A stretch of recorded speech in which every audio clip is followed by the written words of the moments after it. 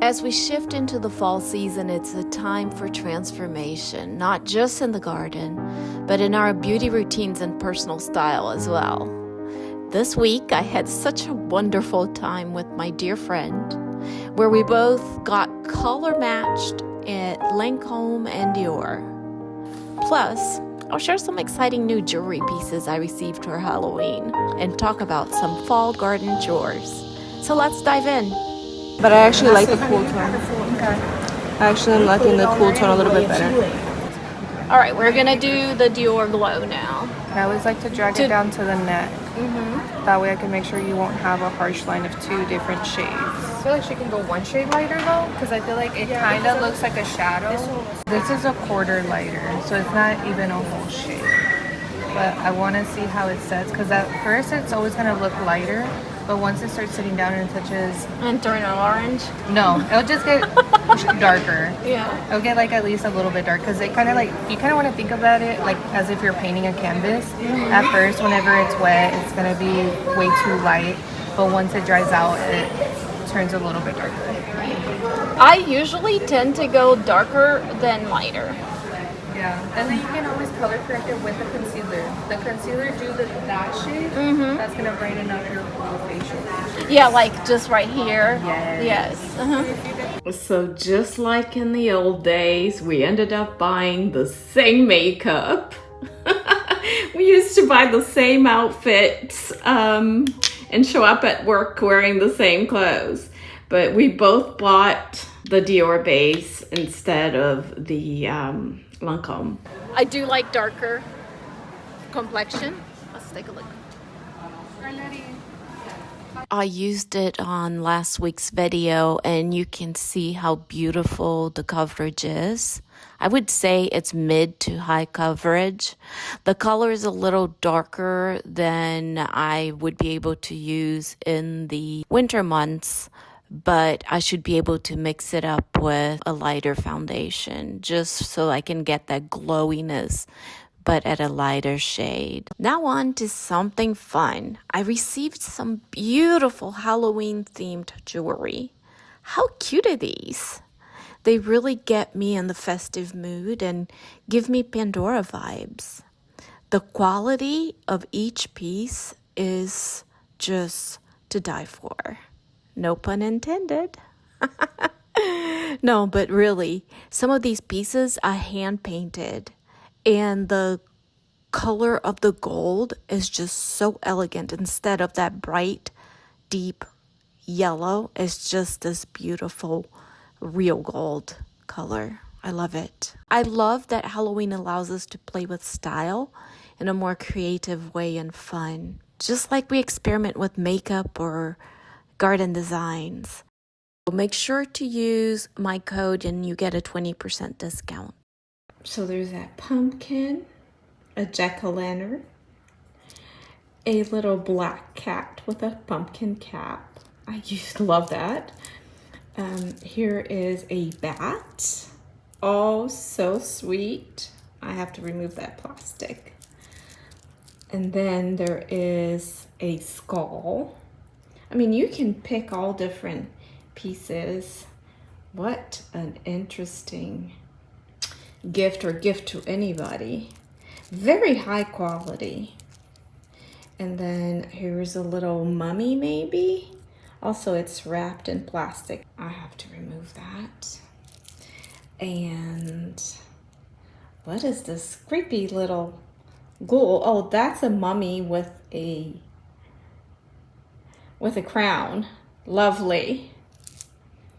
Then there is a heart, or is this a vampire face? I'm not sure. I'm gonna have to study that one. And then these are the little safety dangly things, which I probably will remove this.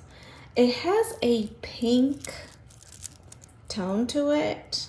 It's so minor, people won't see it, but I think they're trying to relate it to the pumpkin. But I think for this particular set, I can just do without that, and I think it will be lovely. Let me know what you think. I'm gonna try it with and without, and you guys tell me in your comments. But isn't that fun? I'm super excited about this. I hope you are too.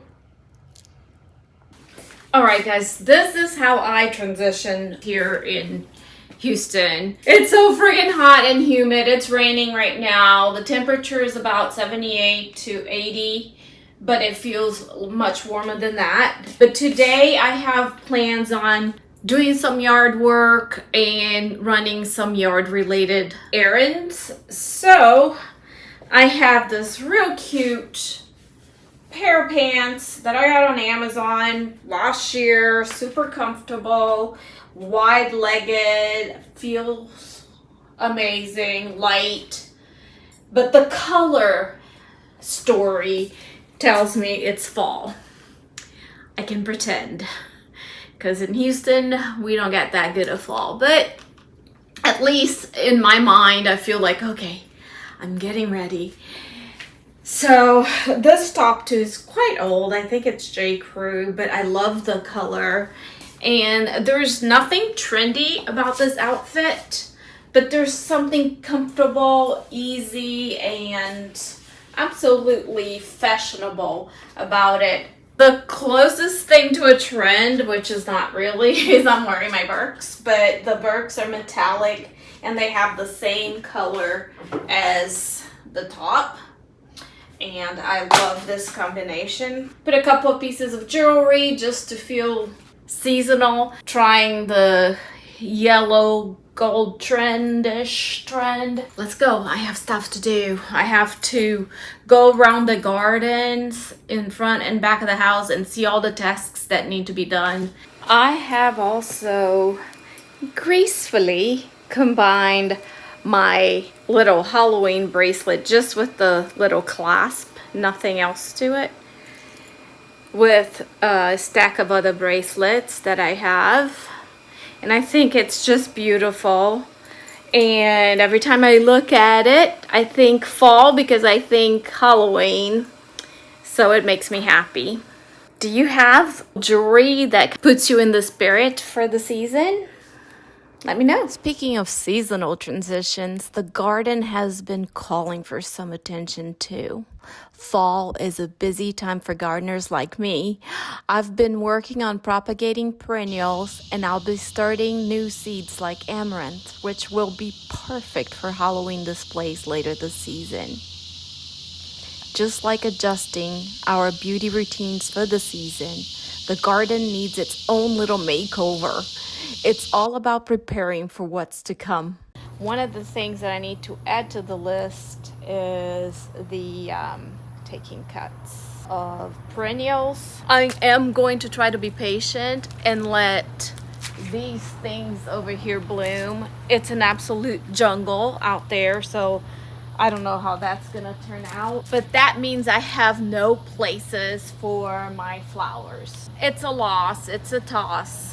I knew it was gonna be a bad year because of the hurricane. The Gomfrina are finally super happy. Last year I didn't get hardly any, and this year I just have an abundance of it. Going to tuck this into the soil here, and they should naturally spread. I already saw this happening. See I think this is called dichondria, maybe, I don't know what that's called, but these little things right here, one of them has already, see, I'm tugging on it and it's not coming out. That means it rooted in one spot, maybe two, yep, 2 spots already. So what I'm gonna do is I'm gonna keep doing this so I can get several more plants, because I love this trailing down from my pots. So I'm just making a little hole in there and putting some dirt on top of it, and it should sprout a new plant. Same here. It's right next to my pot. It's ideal. Afterwards, when they're ready, clip the connecting parts and you have a whole bunch of new plants growing. Hydrangeas are also perfect perennials to multiply by cutting. These don't look very great, but all we need is a green stem, which Should take off. Just remember to take several several cuttings. so see, it's green all the way through, and then this is the woodsy part. You don't want to cut any of the woodsy part, but I will cut it all the way to here. See if you can see that right there. Then I'm going to remove all these leaves.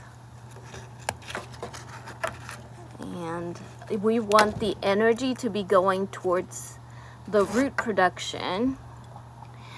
And then we're gonna top off the flowers because I don't need the flowers.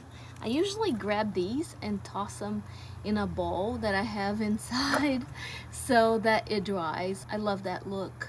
And I'm left with just a little bit of leaves. I'm actually gonna remove this one right here. You just need a little bit of leaf action so that the plant will grab energy from the sun to create those roots. Next, you're going to put that right against the wall of the pot. This pot right here, I could put at least 5, and I will, because only 1 or 2 will survive. You need to keep these in a kind of partially shaded area underneath your plants. Keep them watered, and in about 6 weeks, these little sections right here will produce the roots. I can even push this further down like so. And let's just hope that at least one of these will make. All right, guys, looking like crazy here. I don't want you to miss out. This is the time right now to plant. If you live in my area and say up to zone 8, plant anything. If you have more than 50 days, the coasts of the US will have about 100 days before our first frost. So right now would be an excellent time to plant a few of these things, and they would grow super fast, especially like things like cucumbers, beans. I just looked at my album where I keep all my seeds and looked at what I had. These things have been open. If they make it, fine. If they don't make it, fine too. I should have rain coming, but I'll just try to keep this area moist wherever I plant these guys. But I just wanted you to take a look and see if you have any of it. All of these have about 50 days to harvest. This one has 80 days. I have plenty of time to plant that. So wish me luck that everything germinates, and I'll give you updates whenever I see things coming up on the ground. So I decided to soak these seeds in water so that they will germinate faster. There's a trick for you if you're running behind. Beans are good to go. Have several beans, and I have added some cucumber seeds right here. And that's a start for my fall garden.